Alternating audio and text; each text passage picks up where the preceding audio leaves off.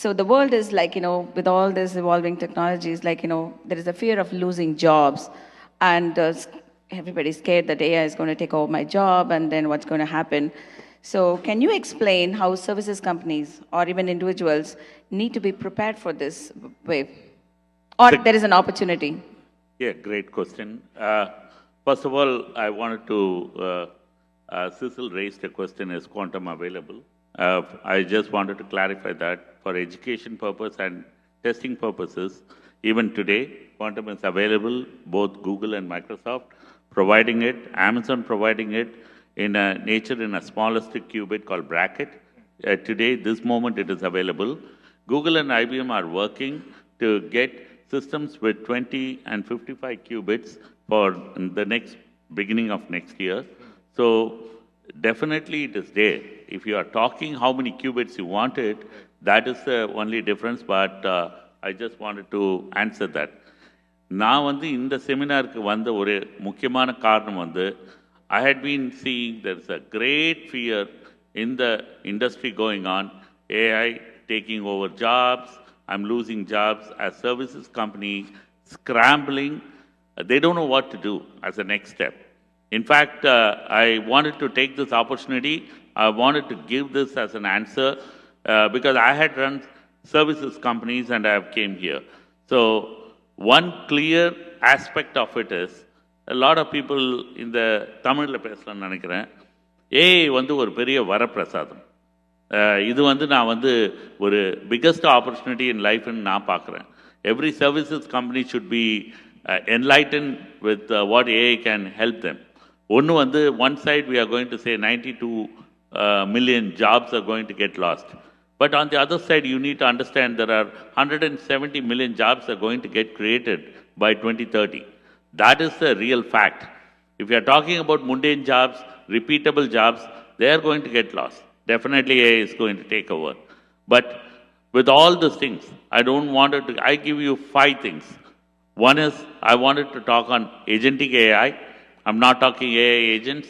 Agentic AI is going to open up services company with great amount of services they can provide because this is an autonomous things which it is going to give a lot of opportunity.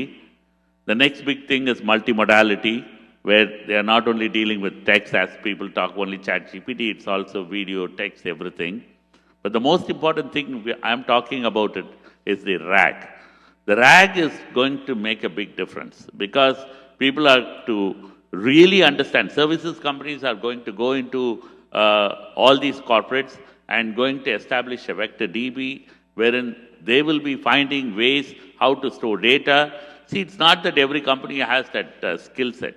Services company have to get ready how to go and help them, because it is not about just creating a vector DB and storing some proprietary information or white papers, but they also need to integrate, we call it MCP, Model Control Protocol, where they have to go out and retrieve data. Poga, just LLM won't scale up. You need to go to multiple LLMs. You need to go to different areas of your email and other white papers. Everything has to be read. And LLMs are getting very, very powerful. But over the top, you also need other data. So RAG with MCP is going to create quite a lot of opportunity, like integrating Zapier or Google's and Microsoft, all these tools. But most importantly, you are also going to talk about prompt engineering, which a lot of people would have talked before. But this is not the important thing. I'm going to give a challenge to all the services companies and the individuals out here. There is one area which people have never thought about. When AI agents came, people were creating SLM. The SLM is a new language or the new word people will be hearing more and more, small language model. Nobody needs such a big, large language model for everything. If you are experts on a specific domain or an industry vertical, the people need to create SLMs. But the biggest problem for people is, we are talking about hundreds and hundreds of terabytes. You don't need to pull a data into a SLM and provide. This may look more technical, but one thing, You don't need to create anything. You can create a dummy SLM. If people are experientially create an agentic AI model with an integration to the outside world, this SLM can grow from zero data to whatever required, which is going to use less GPUs. This is what Ganesh? each and every company is going to look for. I'm so sorry. Like, we are clearly standing between lunch and, like, Okay. channel. So I am going to propose a master class. I will personally do that and then invite all of them. I think we all need that. It's amazing, the kind of things that you share with us. But, Cecil, one question for you. Like, we talked about Tamil Nadu here. We have to do justice to that. You mentioned about, like, நம்ம பணம் பண்ணணும், நம்ம பணம் பண்ணிட்டு தான் நிறைய பேருக்கு help பண்ணணும் அப்படிலாம் நீங்கள் சொன்னீங்க இல்லையா இப்போ. But there is another way also you're helping, right? யார்கிட்ட பணம் இருக்கு அதை வாங்கி எப்படி நம்ம ஊருக்கு ஹெல்ப் பண்ணலாம் சொல்லிட்டு. For example, Microsoft, like, invested heavily in Tamil Nadu. You're telling the secret. It's the whole thing. So there are ways, like, where you identify the right resources available to us, right? And then, tap into that and how you give back to the country that you came from. So it's phenomenal what you do with the Microsoft technology for the primary schools in India, Tamil Nadu, and enabling, like, children, especially women and all that. Can you talk a little bit about that? I can. So again, it's not a secret. Every corporate offers their program. So Microsoft is unique because it's not a CSR program, that we have philanthropy also associated with that. One thing I would tell is whoever is in the corporate world, whoever has access to resource, don't underestimate a power of one. Like the power of one guy can create a $1 billion business. The power of one is you need to have that conviction and vision, and many of us underestimate the power we have. So that is what we should not do. And the point is, if you reach out, and I hosted CM and all those things with the help of Tamil leaders here, Ramanna and all those people, they helped me host the CM and everyone. But the thing is, if you have the conviction, if you have the vision, and if you are bold enough to reach out to the corporate leadership and have that mission to drive your agenda forward, I think things happen. And what we normally do is take this best practices, take this framework, take these resources, and genuinely try to help people. When you have an authentic cause and you're putting your heart and soul, I have seen things happening all across the world, right? That is what we did. We took that framework, we went to Tamil Nadu government, and the idea is, can we give AI education not to the top creamy layer or anything, but bring the AI education to the grassroots, to the government school children of my brothers and sisters or youngsters. That's what we did. But if I digress a little bit, this opportunity what Ganesh was talking about, right? So where are we in terms of entrepreneurs from Tamil Nadu? It's not about, I'm not telling, idea is to be greedy, idea is to create economic prosperity for the people, that's it. But the services business is going to be disrupted. Let's be very clear, right? We're talking about, hey, can AI is going to impact the job? Absolutely it is going to be. Let's have no doubt about it. Every sector, every person will be impacted by this technology. Whether you call AI, quantum, anything, it's going to be get impacted. How fast we can adapt and prepare the thing, that's going to be the thing. That's going to be the key enabler. What we want to do from as a Tamil community is, if you have a services business, what Ganesh talked about agentic AI, start selling agents. Change your entire sales to value-added services, not cost arbitrage model. If you're a product company, implement multi-agentic scenarios. The way, and you're competing with China, right? We are missing that factor of how aggressive those folks are, right? I'm sure no Chinese is in the room, that's fine, even if they're there. But I'm telling, the opportunity we have is humongous, number one. If you are in services company, change your website to agentic, AI, and multi-agentic scenario, RAG. position it as not as a cost arbitrage model, position is as we are the knowledge people. Then you will not talk about job. You will talk about opportunities, right?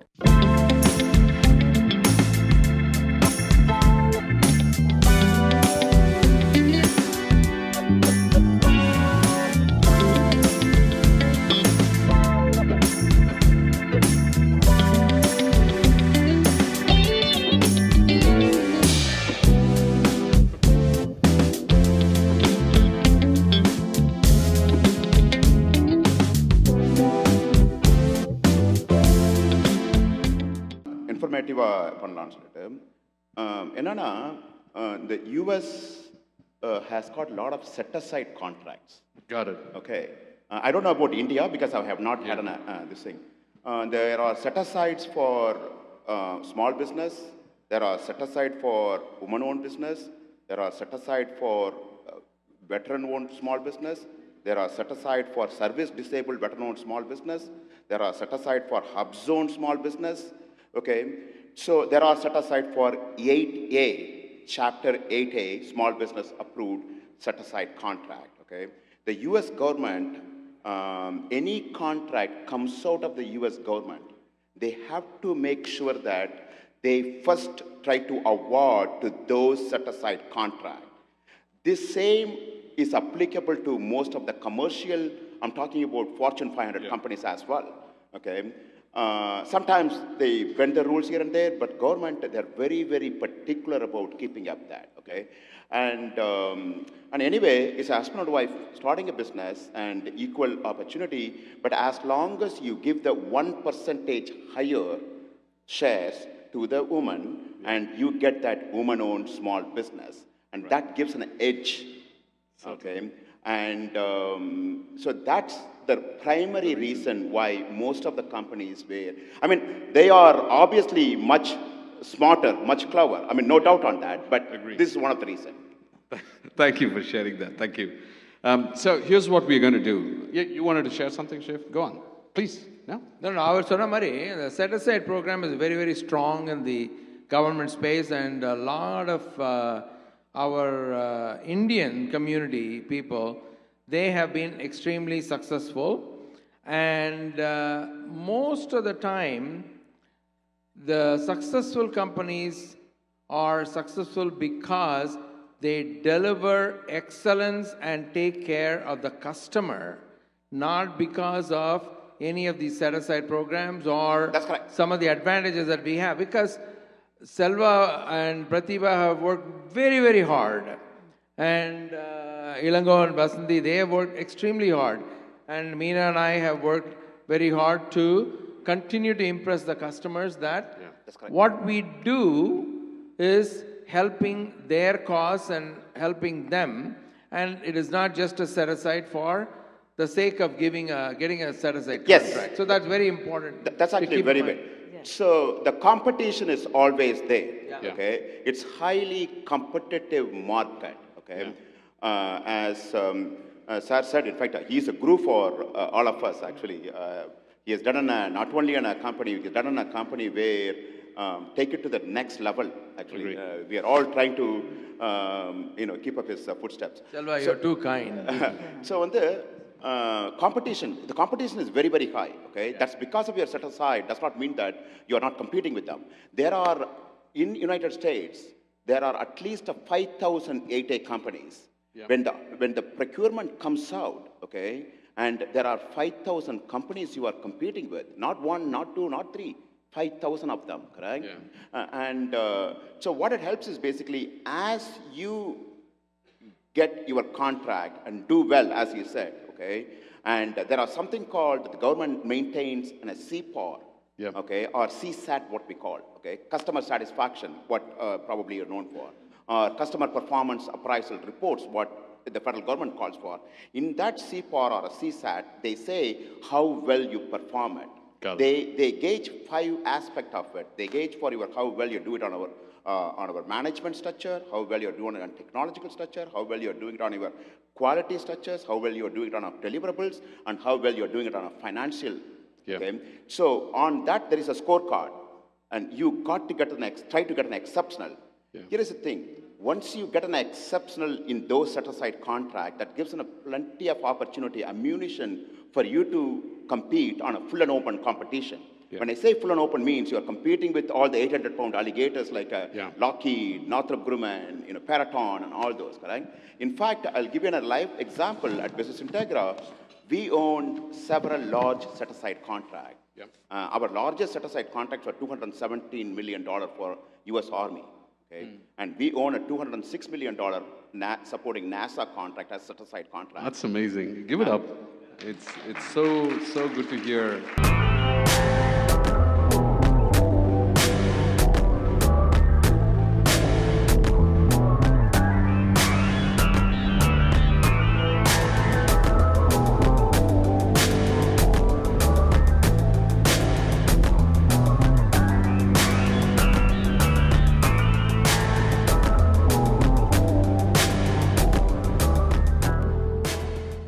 Dr. Abdul, you promote peace through trade and humanitarian work. How can businesses and communities work together to build a fair and peaceful economy for everyone? ஆரியம் போன்ற கடின மொழிகளிலெல்லாம் என் மனதை பற்ற வைக்காமல் தடுத்து தமிழ் போன்ற இனிய எளிய மொழிகளில் என் மனதை பற்ற வைத்த தேவரின் பெருங்கருணைக்கு வந்தனம் வந்தனம் வந்தனம். Dear friends, my dear brothers and sisters, today is an important day because it's World Animal Day. We are social animal as human beings, and I would strongly believe that each and every one of us believe in the diversification of unification of our hearts. That's the reason why we are here today. So coming back, I just want to answer to our honorable panelist, Balagan Armugasamy, who clearly said, like, a man is full only with law, right? So I think everyone lives with the law, brother-in-law, mother-in-law, father-in-law. So I think that's what makes us full, right? So sister-in-law, yes, probably he has the best out of it, so.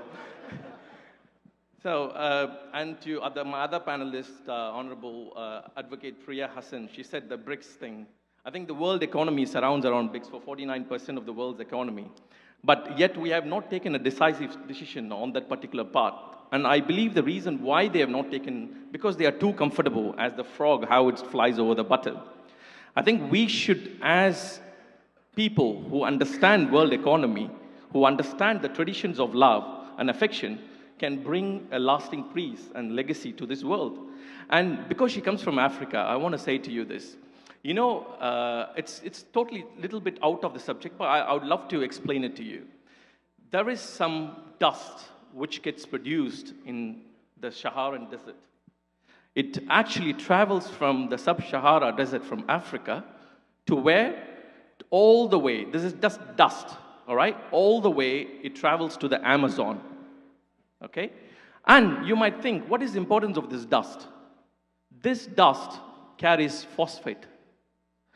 20% of the world population today inhaling the oxygen from Amazon, and the reason for the survival of human beings is from Africa. You see that? Just a small part of dust is creating a world order. So imagine if all of us connect to a world where love, peace can be a part of integral society. I think there can be a lasting peace which can be established. And coming back to the honorable moderator's question on the activity of trade for peace, I think trade is an integral part of each and every one of us. Without trade, there is no survival of human being, because you can say business for peace. Imagine business comes with profit, but trade, love can be a trade, affection can be a trade, and whatever you want to trade, you can trade, right? So if you look into the world population today, what's the world's population? Around 8 billion, am I right? 8 billion? And do you know what's the GDP of America? 27 trillion. What is the GDP of around China? Around 18, 19 trillion. And India is around $5 trillion. So if we calculate the whole of the world's GDP output, it's around $120 trillion. I'm just giving a rough calculation. $120 trillion. And if you have a calculator, just calculate it, please. I'm sure my friend was trying to do that, and he was quite surprised. If you calculate $120 trillion of the GDP divided by the world population, which is 8 billion, do you know each and every one of us can have $15,000? And what's India's GDP output for per capita for a person? $1,200. 2,800, yes. 2,800? Yeah. Okay, fine. But still lesser than the equality index which I'm talking to you about. And China is 12,000, right? China is 12,000, US is around 60,000. So, 89? Fantastic. You have the data here, sir, thank you. IMF data, okay. So, sorry, I don't have the index with me, but at the end of the day, what I'm trying to say is, we have an unfair system over here, and we as human beings should have the fairness to correct the system. And how can we correct the system? The system cannot correct by itself, just like a computer. We, as humans, should have to punch in the key. And we can punch in a key through our justification of our mind. The justification of our mind comes through emotional attachments through a global order. And I know that all the world leaders are trying to establish a lot of global world orders. I think you would have heard about trade wars. People would have heard of trade war, right? Especially a country, particular country wants to talk about something, trade embargo, trade war. So if there can be trade used for war, why not trade used for peace? Am I right or wrong? Trade can be used for peace in an effective solution to decolonize what's being colonized. India has been a colony of Britain for 200 years. But what did they achieve at the end of the day? At the end of the day, what is right is going to be right. What is wrong, what is going to be wrong is going to be wrong. So we have to have a sustainable development goal model which can give a lasting solution and a lasting love and a lasting peace. I think I should have to thank the podium for giving me this opportunity to speak. And I want to thank Dr. Sampath, because it's not going to be very easy task to align these many people from all around the world. So I want to thank him first and the organizers. And Honorable Napoleon and all Honorable Rajan and all these people, they have put in tremendous efforts. So please, my dear guys, let's